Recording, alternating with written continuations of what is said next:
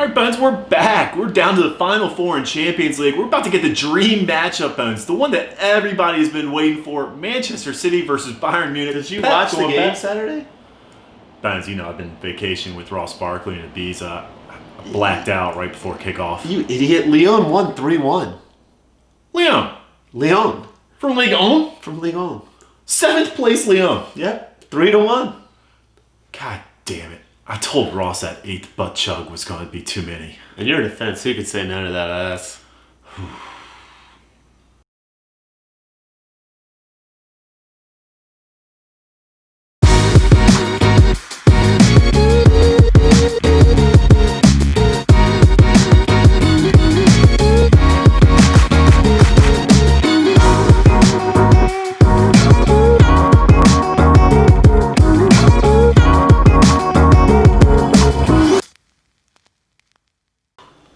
All right, Bones. Manchester City bowing out of the Champions League after another disappointing performance this past Saturday against Lyon from Ligue 1. Yeah, Lyon. So, Bones, I think it's fair to ask, when you consider Pep's difficulties and his struggles in Champions League, is it time for Manchester City to move on from Pep Guardiola? I think 100% they should move on. I think he's been there too long. It's odd. He hasn't made a Champions League final since 2011. He's obviously a domestic god, but the overthinking it's getting to everyone. It has to be getting to his players. Like they had. I mean, his overthinking. Why don't you try thinking a little bit? Well, because who are you going to replace him with then, man? Maybe Pochettino. Oh, so he can bring all those trophies that he won with Spurs over to Manchester City? Well, he'll have better players. Pep has had $1 billion since he took over Man City and hasn't made one Champions League semifinal. But he's still winning. Like, he's still been successful. He's won 8 of the past 9 domestic trophies. So that's Carabao Cup, FA Cup, Who Community cares Shield about included. the Carabao Cup? Premier League, too. He's won 2 Premier League titles, including a record-breaking Premier League title with Man City. He's a great manager, but they looked flat a lot this year. They lost to, like, Southampton, and didn't they lose to... They lost to Norwich. They lost to Kristen Wiig. Yeah, I mean... Yeah, but this is just like a complete overreaction, 24 hours out from the match type thing, just heated. If you're going to sack somebody, you have to have somebody in place, or at least a plan in place to get somebody where you want to go. Oh, like Juventus? I mean, yeah, but would you expect Man City? I'm not saying Juventus did the smart thing by hiring Pirlo. I love it. He's only pure content. That was a straw man argument. But can you defend his decisions yesterday? He had no one on the wing. You don't even sub in Bernardo Silva or Foden, who's been in unbelievable form. You bring in Mars in the second half. You start Fernandinho, Rodrigo, and Gundogan. Why do you need all 3 of them? I love Gundogan. Some kind of I love Gundogan too, but you don't need some kind of triangle wet dream. I mean, you don't need 3 against a team that sits back. You need. I know Gundogan's box to box, but you have Gundogan and you have 2 people behind him. And their defense was still awful. Pep has revolutionized the game. How dare you fucking go in?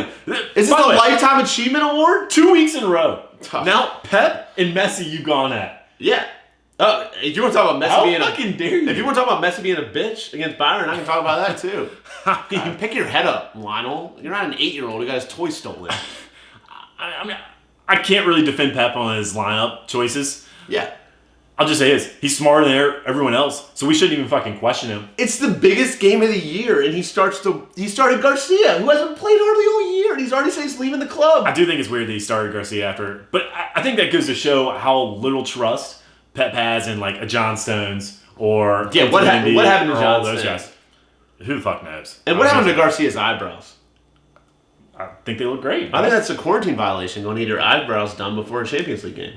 How do you know he's not doing it himself? I don't think he is. But back to my points. You can't. He does this every year in the Champions League. He overthinks shit. They lost to. You're talking about Pochettino. Who did he lose to last year in the Champions League? Is it Pep's fault that Raheem Sterling misses an absolute sitter? No. Is it Pep's fault that Laporte's legs get tangled up with a Lyon player, and that player then goes in and scores? No, but it's his fault. It was 1-1 at that point and 2-1 at Sterling. How are they even close to Lyon? Pep's fault that Ederson just decides to spill.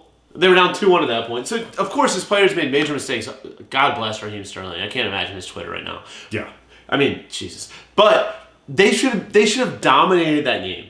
They did dominate the game. They didn't dominate the first half. 72% possession. They outshot Lyon like 18-5 or something like that. 18-7, 18-5. You're that guy that parties doubled the amount of shots that Lyon had. The possession was incredible. They had like over 600 passes completed during that game versus Lyon's like 200. I hate possession guys. It doesn't matter. If you look at any Atleti game, they have like 30% possession. They win 3-0 and dominate the match. I mean, he bosses the game. He put them in a position to lose. You can easily say he put them in a position to win.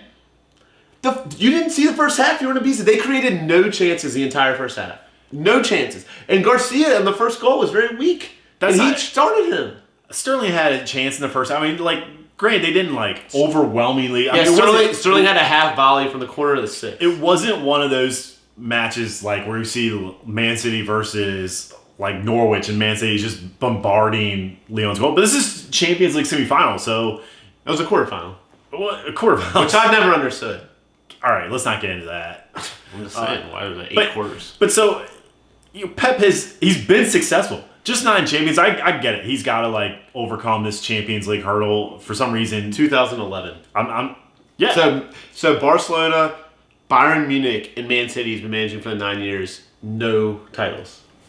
I mean, he obviously did win the one with Barcelona two with Barcelona. Yeah, back in the day. Yeah.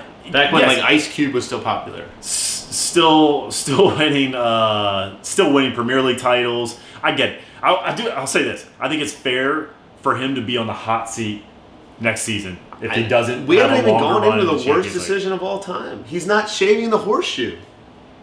I can't explain that. Like when you have a coach and he shows up and he looks a little hungover and has like a horseshoe. That's why they lost. But this feels like these married couples like. The guy finally gets a little attention. He's like a 40-some-year-old guy, gets a little attention from like a 23-year-old smoke show. And all of a sudden he gets divorced and he thinks he's going to like all of a sudden have a great time. Just upgrade with that 20. Never fucking ends well. It never ends like, I mean, that 23-year-old just... Stevie, I don't have a comeback for that. I mean, that is a lot what this sounds like now. Yeah, so that's exactly what it's going to be. I mean, I don't think they're going to fire Pep, but Ponch isn't 23, so at least hire like Arteta would be a good if he was still there, you bump Pep for the hot young guy. Ponch is a little smoke show though. Popped up. He doesn't have hair. He doesn't have full. Yeah, maybe the Man City just wants some hair in there. I mean, he made Eriksson look like a god. So yeah, well, I just don't. I think it's an overreaction. I don't think you can get rid of Pep just based on that performance. Again, I think he set the team up to win. They easily could have won that match. That's where we disagree. I love Pep. He did not set them up to win. I mean, if you look at all his statistics and just some like fluke plays, again, Raheem Sterling misses that one. Laporte gets his feet tangled up with a Lyon player. It's just crazy. What I think about is like when you see that, as we're both pro athletes, you see that lineup card, and you see that starting, like you have to be like De Bruyne had to be like, what is this? I know you talked about it all week in training, but you have to be like, what is this? Why do we not have anyone playing on the wings? Why are we not starting Bernardo Silva? Why are we not starting Mahrez? I don't understand that. I'll give it to you. I think it's fair to say that Pep sometimes overthinks these things. Maybe he's too smart for his own good. Yeah, that's what I think his problem is. But he's been successful. I mean, I think that comes down to like the root of the whole thing is who are you going to put in place that's going to get Manchester City to the Champions League final or to win a Champions League if it's not Pep? He reminds me a lot of Elon Musk. It's like electric cars, great. Putting tunnels under LA, not so great. Like I can see him the night before the game just like, I'm going to start 8 defensive midfielders. I mean, we'll see what happens. It's clear that he does not trust his defenders, which I think is a big part of the reason why he started Rodri, Fernandinho, Gundogan in there as well. And there's been games when Fernandinho starts at center back. Yeah, with a healthy John Stones. Right. Yeah. So it's clear that he doesn't. John Stones is Stones. Stones are pebbles. Yeah. So it's clear, and we've already seen it. They've already acquired Ake from Bournemouth. So clearly, that's where they're going to spend their money. You look out wide left. They've kind of gone through 3 players playing left back with João Cancelo, who got the start in this last match, but Mendy as well, and then Shinchenko. None of them really seem to be the answer, and at least between Mendy and João Cancelo. I mean, they bought João Cancelo for something like 50 million pounds. Yeah. Doesn't seem to have confidence in any one of them. Right. So I'll concede this argument to you, Stevie. You made some good points. But looking forward for them, the rumors are he has $200 million to spend. Let's say he stays going into next year. Where do they look? I mean, I know you just said center back, but defenders. It seems like all defenders. Maybe you have to find somebody to replace David Silva. Maybe that's Foden. Yeah. But it doesn't seem like he trusts Foden all that much. That was another thing. I love Foden, but I'm not Pep. Like there's like he didn't even warm up yesterday after being in great form. He starting against Liverpool was great. Yeah, I don't quite get it. It seems he puts in good performances whenever he gets a chance. Yeah. But for some reason, Pep just doesn't have the confidence in him to start him and give him big time minutes and big key games. Have you seen the Gnabry rumors? Man City's coming in. Gnabry. Yeah, that would be. I mean, you see, soccer rumors are unbelievable. But I mean, you can't trust anyone. But if they got Gnabry and the guy from Bournemouth, my God. Yeah, maybe. I mean, you look at I could see them going for like a Kingsley Coman, who seems to have fallen out at Bayern Munich too. And you look at Bayern Munich, they said Sané. So maybe. But yeah, you think they probably need another winger, and then defenders. We talked about left back, center back, but I think he is set on Laporte. I think he likes Laporte, but if you combine Laporte and Ake as your two starting center backs, it's a decent back line. And I'm in Alaba, not Gnabry. Sorry, I'm an idiot. Okay. I'm out of practice in Bundesliga because Bayern just beat the guy so bad I didn't really know who was playing. Yeah, if they can add David Alaba, that would be incredible. He is incredible. That would be great finisher too. He showed some Phil Jones style. Some Phil Jones. That was an incredible finish. Yeah. Yeah. So a lot going on. Champions League coming up this week. We have PSG versus Red Bull, and then Lyon versus Bayern Munich. I guess my only question to you, Stevie, is: do you see either one of those games being close? Yeah, I do. I think they're both going to be entertaining. Red Bull has such a weird style. Their press is it's such a frenetic style, and it creates a lot of havoc. I will say the teams that have beaten Red Bull, and when they seem to beat Red Bull, they seem to beat them down. It's teams that can break their press. So we looked at like Dortmund.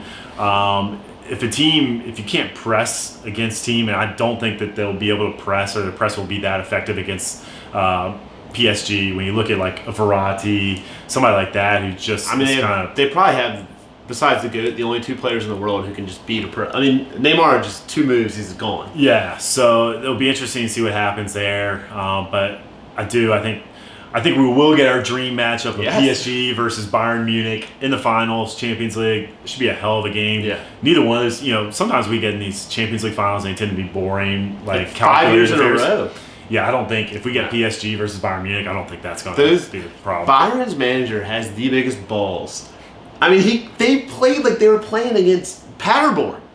They almost gave up 4 goals in the first 10 minutes, and I was like, what are they doing? And they just stomped them. Yeah. They were up 4-1, and he was on the side of them like, it's that German. Doesn't quit. God, he's a psycho. Yeah, so a lot going on. Make sure you give us a subscribe, and then you can follow us on all of our social media platforms. We're on Twitter, Instagram. BTL Bets will have a new episode out tomorrow night, previewing champions. They're 4-3, so 4-3, not bad. Yeah. So if you want to make some extra money, make sure you tune into the BTL Bets, and we'll see you guys this Thursday for the next episode.